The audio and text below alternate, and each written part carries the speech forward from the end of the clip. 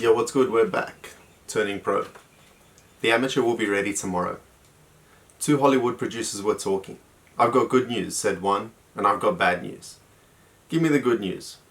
Remember the mansion we were trying to rent for the big party scene, but we couldn't get it because it cost $50K for the night? Well, I just talked to the guy and he will give it to us for $10K. What's the bad news? He wants $100 up front. I'm sure the sign of an amateur is the sure sign of an amateur is he has a million plans and they'll all start tomorrow.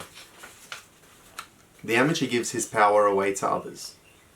Have you ever followed a guru or a mentor? I have. I've given my power away to lovers and spouses.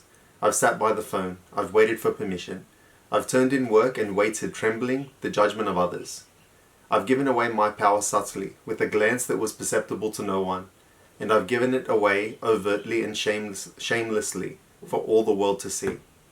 Exile, failure, and banishment can be good things sometimes, because they force us to act from our own center and not from someone else's. I applaud your story of how you hit bottom, because at the bottom, there's no one there but yourself. The amateur is asleep. The force that can save the amateur is awareness, particularly self-awareness. But the amateur understands, however dimly, that if she truly achieved this knowledge, she would be compelled to act upon it. To act upon this self-awareness would mean defining herself. That is, differentiating herself from the tribe, and thus making herself vulnerable to rejection, expulsion, and all the other fears that self-definition elicits. Fear of self-definition is what keeps an amateur, and what keeps an addict, an addict.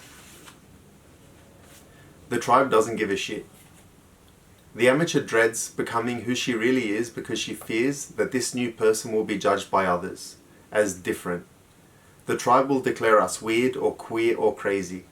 The tribe will reject us. Here's the truth. The tribe doesn't give a shit. There is no tribe.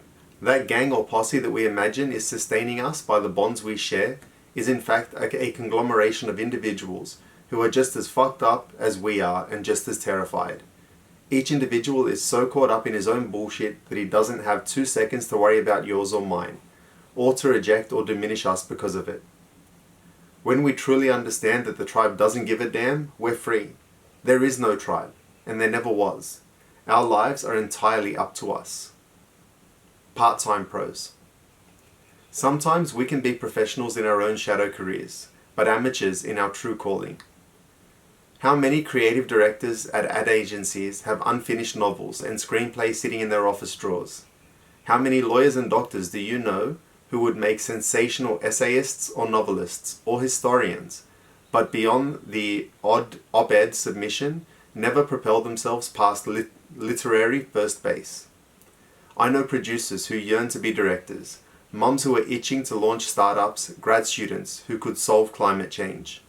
Sometimes the reason we choose these careers, consciously or unconsciously, is to produce incapacity. Resistance is diabolical.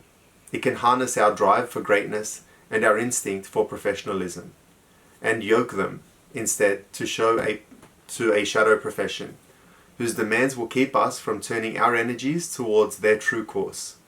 Sometimes it's easier to be a professional in a shadow career than it is to turn pro in our real calling. Now let's talk about turning pro.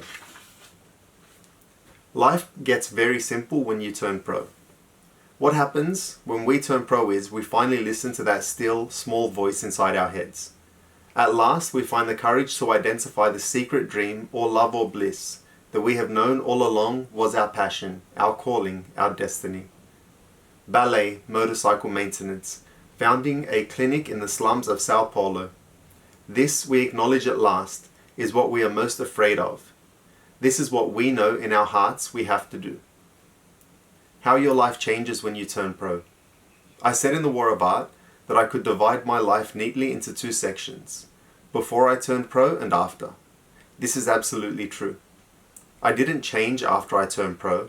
I did not achieve enlightenment. I'm the same person I always was, with the same weaknesses and the same fallibilities. But everything is different since I turned pro. Before we turn pro, our life is dominated by fear and resistance. We live in a state of denial, We're denying the voice in our heads. We're denying our calling. We're denying who we really are. We're fleeing from our fear into an addiction or a shadow career. What changes when we turn pro is we stop fleeing. "Be brave, my heart," wrote the poet and mercenary Archilochus. "Plant your feet and square your shoulders to the enemy. Meet him among the man-killing spears. Hold your ground." When we turn pro, we stop running from our fears. We turn around and face them. How your day changes when you turn pro. When we turn pro, everything becomes simple. Our aim centers on the ordering of our days in such a way that we overcome the fears that have paralyzed us in the past. We now structure our hours, not to flee from fear, but to confront it and overcome it. We plan our activities in order to accomplish an aim, and we bring our will to bear so that we stick to this resolution. This changes our days completely. It changes what time we get up, and it changes what time we go to bed. It changes what we do and what we don't do. It changes the activities we engage in and with what attitude we engage in them.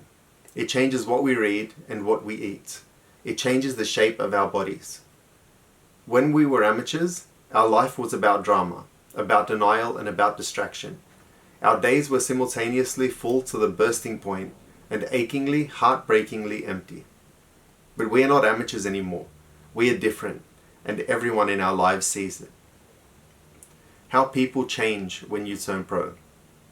Turning pro changes how we spend our time and with whom we spend it.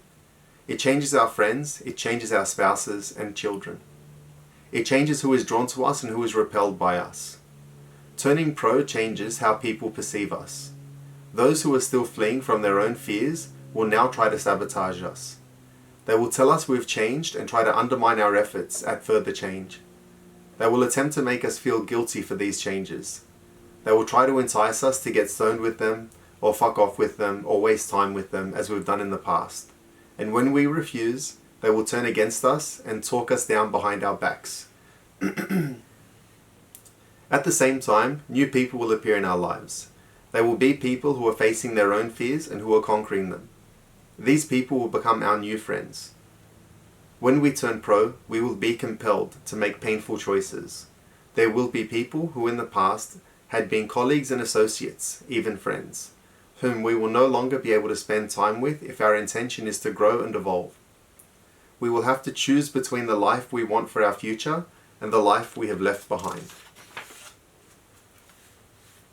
How your mind changes when you turn pro. Turning pro is like kicking a drug habit or stopping drinking. It's a decision. A decision to which we must recommit every day. 12-step programs say one day at a time. The professional says the same thing. Each day the professional understands he will wake up facing the same demons, the same resistance, the same self-sabotage, the same tendencies to shadow activities and amateurisms that he has always faced. The difference is that now he will not yield to those temptations.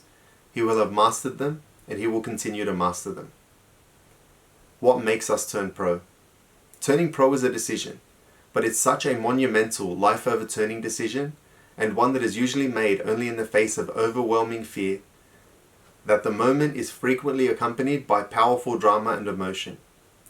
Often, it's something we have been avoiding for years, something we would never willingly face unless overwhelming events compelled us to.